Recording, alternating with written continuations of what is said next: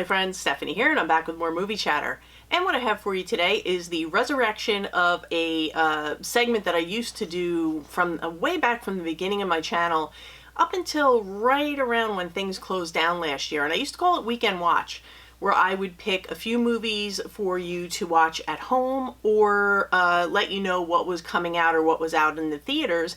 And this way you could kind of plan your weekend and what you wanted to do as far as entertainment.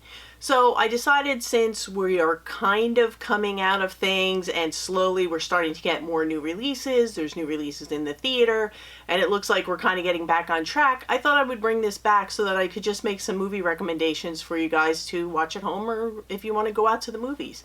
And let me know, are you going out to the theater? I haven't been yet. I have gotten my second vaccination and I am fully immune. I have gone through the 2-week period, so I'm thinking that I'm going to venture out pretty soon, probably sooner than later. But I'm just going to get right into my picks for this week, because I don't want this to be a long video. And my first one is nowhere to be found because Best Buy is not able to ship it out yet, and that is Nobody, starring Bob Odenkirk. That was the big release this week. I did pre-order it. For some reason it's been delayed and I don't have it, but I'm hoping to have it by this weekend. And basic synopsis, what I know, I haven't watched it. I don't watch trailers, just so you guys know, and I'm going to explain that in another video.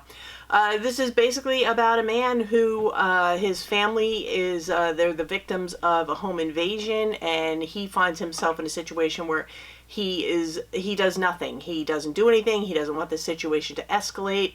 And what this does is it leads to him feeling a sense of remorse, and it builds up as rage inside of him. And I guess what we find out along the way is that maybe he had a past where he had some special skills and he was able to take people out, and there's things about him that we don't know, and apparently throughout the movie we find these out, and he kind of bubbles over and things happen, and then he becomes the target of a drug lord. And I hear that it is a non-stop adrenaline rush of just fun and action, and I love Bob Odenkirk, so I am really looking forward to checking this one out. I've wanted to see it since it was streaming, but I figured I would wait since it was coming to physical so soon after streaming. So I'm really looking forward to getting my hands on it and giving it a look. And it's from the producers of John Wick, and so I think it's going to be a good time, and hopefully we'll enjoy it. So if you were able to get your hands on Nobody, or if you want to stream it, whatnot, I would say give it a look. I'm going to give it a try, and I just think it's going to be a lot of fun, and like I said, a really good popcorn movie to just sit, put your feet up and relax and turn your brain off. And so my next pick would be, this was a movie that was very well received last year, and it just got a Blu-ray release, and that is The Sound of Metal. And if you haven't seen The Sound of Metal, I have seen it, but I picked up the Blu-ray because I definitely wanted to have it on physical. I know it's slated for a Criterion release at some time in the future. I don't know when that is. But basic plot synopsis of this one is we have a boyfriend and girlfriend who they kind of travel around together, and they are a two-person band, very loud music. He is a drummer, and he starts to experience ringing in his ears, and slowly he is losing his hearing. As an adult, he is just all of a sudden losing his hearing. He also has a history of anxiety and substance abuse and things like that. So, the loss of hearing and possibility of the loss of his life as he knows it, as far as music and his relationship, kind of puts him in a really susceptible place for possibly a relapse. And he starts to, with the encouragement of his girlfriend, reach out for help. And we follow him on his journey. Now, I know some people thought this was a little bit long. They thought it dragged kind of in the middle where he's trying to work his stuff out. I would agree that maybe they could have trimmed that up, maybe tightened it up a little bit, or maybe given us a little more emotional scenes that kind of pulled you into his story a little more. But I thought it was pretty good. I would give the movie overall a solid B. And like I said, maybe in that middle part they could have tightened it up a little bit, maybe trimmed some of the fat.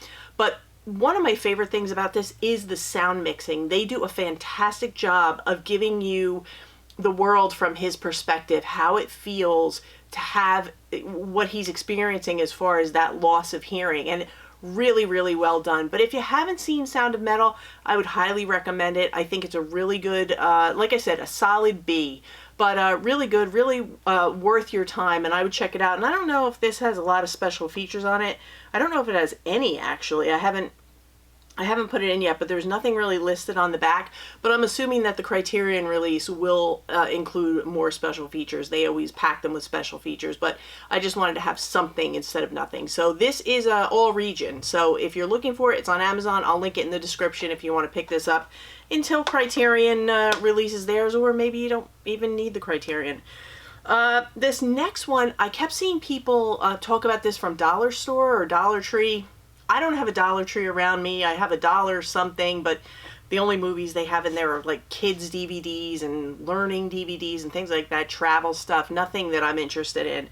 But I heard really good things about this one. I believe it's from 2011, but I hadn't seen it and I heard good things, so I picked it up on Amazon for like $4. It's called God Bless America. And our main character here, his name is Frank, and if he looks familiar, he was a character on Mad Men. Take a look at him. He was a character on the series Mad Men. Frank is having a tough time. He has horrible neighbors. He's divorced from his wife. His kid is a nightmare. His neighbors are a nightmare. He is frustrated at work. He's having issues at work. He has these terrible, debilitating migraines, and he may or may not have a brain tumor.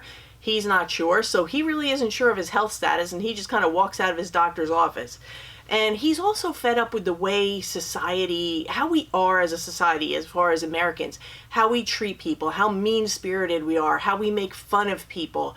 He watches a lot of television and he sees like the Sweet 16. They're kind of spoofs on like the MTV shows and things like that, like My Sweet 16 and you know, other things like that where you see like these super spoiled kids and things like that. And he is just disgusted with how we as a society function, how we can't go to a movie theater without bothering other people, how we can't have a conversation without looking at our screen, our phone screen. You get the gist. So he is fed up and he decides that he's kind of at the end of his rope, and he kind of snaps, and he does snap, and he teams up with this young lady who is of the same mindset.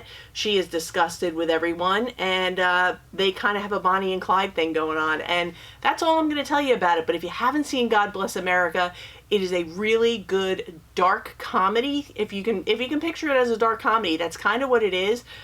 But it really makes quite a statement about social narcissism in our country, and even though it's from 2011, feels very, very relevant today. But I really enjoyed this one. So check out God Bless America. Maybe it'll be at your local dollar store. I don't know. And this next one, this is one I had shown in a haul, and I said after I watch it, I would get back to you and let you know my thoughts. I loved this. It's an Arrow release of JSA, Joint Security Area. This is a Korean film, and basic plot synopsis is we have North Korean and South Korean soldiers. They are stationed at a demilitarized zone. They are there's a bridge between them, and there's two, I guess you would call them like sheds or little bungalows, one on each side, one on North Korea, one on South Korea's side. And there's a bridge between them, and they kind of just sit there and monitor the bridge to make sure that nothing happens. And right in the beginning of the movie, something happens, and there is a shot fired or shots fired. Things happen, people are killed, and the rest of the story is spent trying to figure out why that initial shot was fired. This is an excellent, excellent film. It was so much better than I ever thought it would be. It is from the same director as Old Boy, so if you enjoyed Old Boy, you'll probably enjoy this. The one thing I can say about this, it is in Korean with English subtitles. It does do a bit of time jumping, so between the time jumping and the subtitles, it can get a little hard to follow at times if you don't pay attention. But in the end, it all comes together. But I found myself going back a few times, and I think I'm sure on subsequent watches, I'll be able to follow the storyline better because now I know where it's going.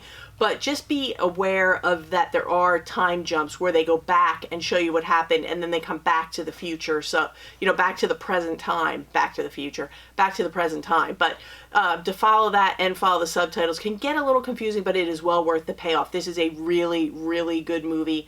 and really surprised me with how everything went. But I think you'll enjoy JSA, and if you can pick it up, I think this might be streaming. If it is streaming, I'll link it in the description so you can stream it.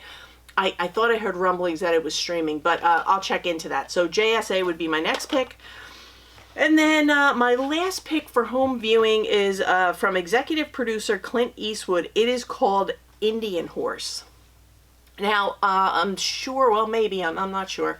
Maybe you've heard about the recent story, I would say in the last few weeks, of the remains of 215 children found in basically a mass grave in Canada.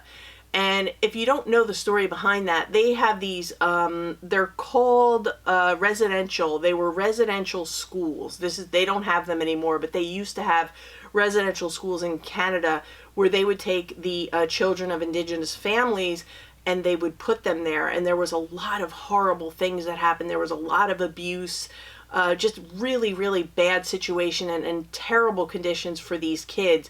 But they were put there, and those remains that they found were just kids' bodies that had been dumped from these residential homes. And this is just the story of one little guy who happens to be a really good hockey player, his experience at a residential home, just to kind of give you a glimpse of what they're all about, what they do, and how he used hockey as a way to further himself through life. But a really good look at a really terrible period of Canadian history. But I found this to be really enlightening. I knew nothing about the residential schools before watching this. I knew they existed, but I didn't really know what went on or how people ended up there, how kids ended up there.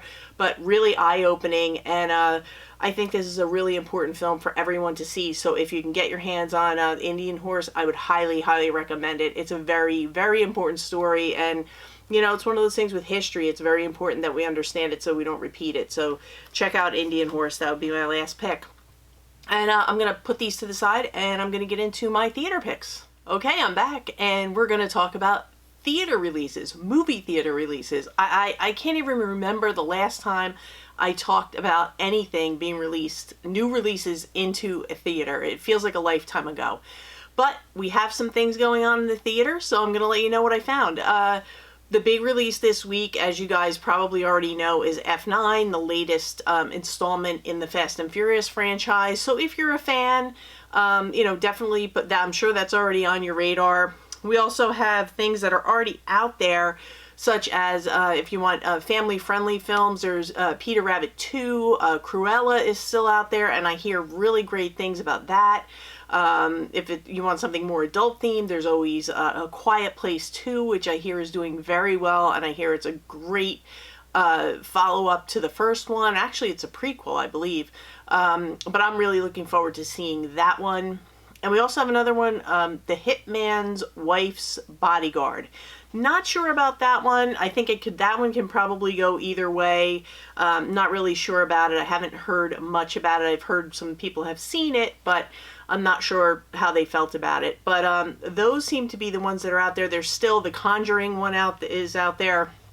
Not sure how long that's going to hang on because it hasn't gotten the best reviews, but that's still available. So you have a nice mix of, you know, adult-themed movies, and you have things for the family because the kids are out of school.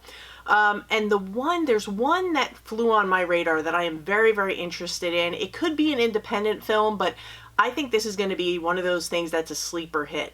And it comes to us from Edgar Wright, who, as you know, or maybe you don't know, he brought us things like Shaun of the Dead, Hot Fuzz, World's End, Scott Pilgrim, Baby Driver.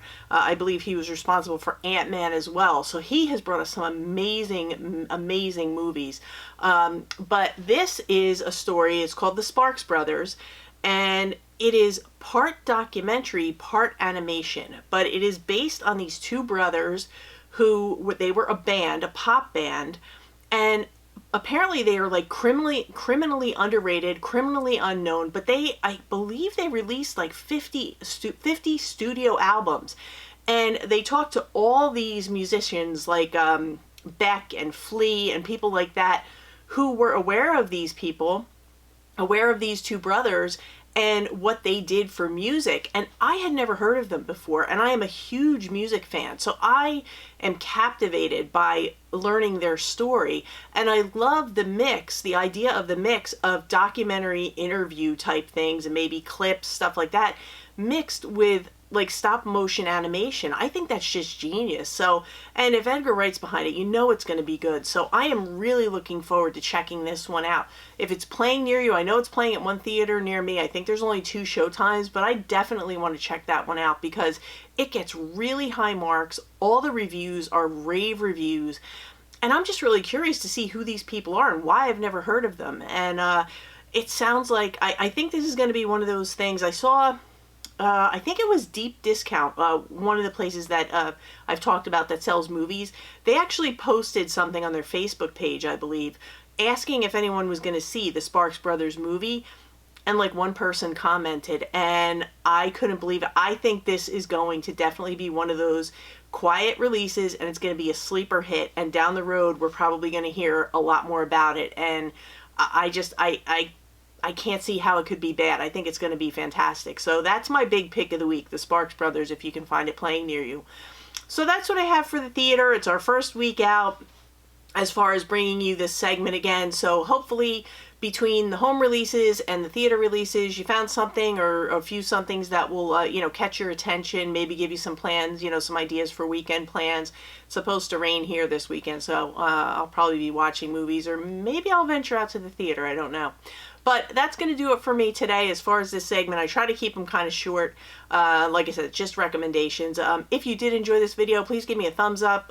Leave me some comments, suggestions, recommendations. Consider subscribing. Hit the bell notification because I know some people have told me that they're not getting notifications when I upload. So make sure you have that notification bell hit so you know when I upload again. I am going to upload my next segment of my Criterion collection either Friday afternoon or Saturday morning, so you'll have that. And then Sunday, this Sunday the 27th, I'm going to be doing another live stream. It's going to be Sunday evening, 7 p.m. Eastern Standard Time, and we're going to be talking with my friend Nathan Jones, who is just plain awesome. And we're going to take your questions, and we're going to have a little chit-chat, so you'll get to meet him, and he's a lot of fun. So I look forward to having you guys join us for that. But definitely stay tuned because I have plenty of content coming. I also just got the 4K release of Willy Wonka and the Chocolate Factory, so I want to do a review for that. So a lot of things coming. And that's going to do it for me. So again, thank you for watching. I hope you have a great rest of your night. I'm going to get out of here and get some other things done. So for now, that's a wrap.